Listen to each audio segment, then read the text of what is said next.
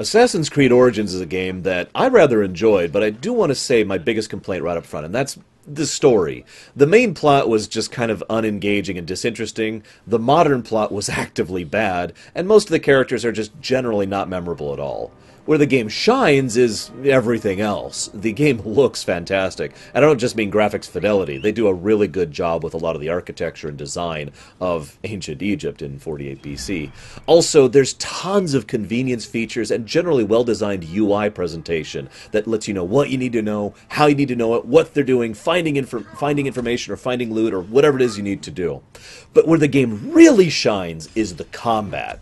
Each weapon you get doesn't just have different stats. They actually feel different, have different swings, different ranges. Kind of Dark Souls-y, actually, to be blunt about it. And depending on what inputs you go, you get different types of attacks, rather than just relying on RNG or mashing the attack button. This goes even further for the range stuff. You have a light bow, which is basically a machine gun style, then a hunter bow, which is actually pulling back the drawstring and doing a high-powered attack. And in addition to this, there's also a shotgun bow, which does a spread, and a sniper bow. Also, combat even feels different when you're running around mounted, which adds additional flavor.